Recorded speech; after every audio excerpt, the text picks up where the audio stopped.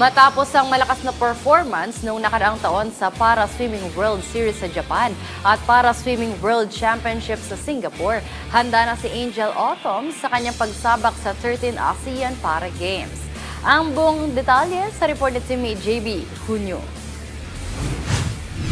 Sa paparating na 13th ASEAN Para Games, handa nang lumangoy ang Paralympia na si Angel Autumn upang magbigay karangalan sa bansa. Sa panayam ng PTV Sports, ibinahagi ng para-tanker na si Angel Autumn kung gaano kaimportante para sa kanya ang ASEAN Para Games sa pagsisimula ng taon. First month, so mas magandang pagpasok ng taon, meron na tayong representative or yung mga athletes na lumalaban agad para sa bayan natin, kasi yun nga, mapapakita natin ito sa mga nanonood, sa mga curious, sa mga gusto pang malaman kung ano ba ang capabilities ng mga PWD athletes. No?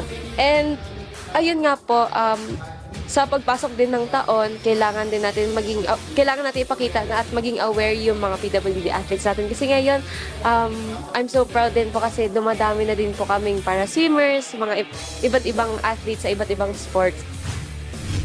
Sasabak si Autumn sa ilalim ng mga kategorya na 50-meter backstroke, 50-meter freestyle, 100-meter backstroke, 200-meter individual medley, at 200-meter freestyle. Para kay Autumn, hindi lang basta lumahok kundi upang makamit ang pinakamataas na karangalan para sa bansa ang kanyang inaasam sa paparating na torneo. Dagdag pa ng 22-year-old para-tanker na nais niyang pataasin ang kumpiyansa upang masungkit ang tagumpay.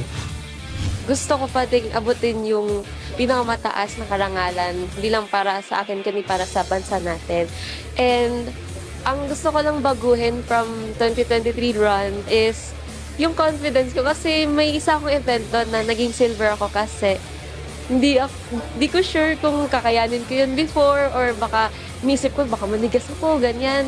So madaming nag-overthink po ako noon, and ngayon, mas na-realize ko din na kailangan talaga is yung training. And sa training na yun, magagamit ko talaga siya sa competitions. Kailangan talaga yun yung gamitin at maging confident din sa swim ko.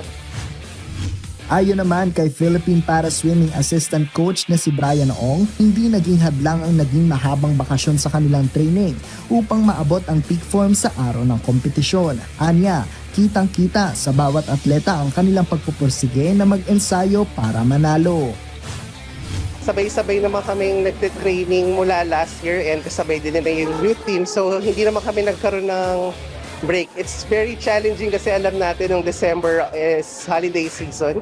So nagkaroon lang kami ng sandaling pahinga, like yung mismong 24th and 25th ng December, followed by yung 31 hanggang January 2, bumalik na agad kami sa training.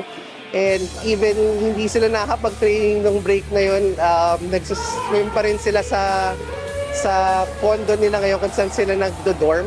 So sila mismo may sarili silang commitment and responsibility na ginawa nila even without the orders ng coaches. Very happy kami dahil meron silang pusa and pinakita nila yung kagustuhan talaga nilang mag-perform para dito sa ASEAN Para Games. Sa darating na 2026 ASEAN Para Games, handang ipakita ng Philippine Para Swimming Team ang kanilang kumpiyansang magtagumpay at mag-uwi ng pride para sa Pilipinas. JB Junio para sa Atletang Pilipino, para sa Bagong Pilipinas.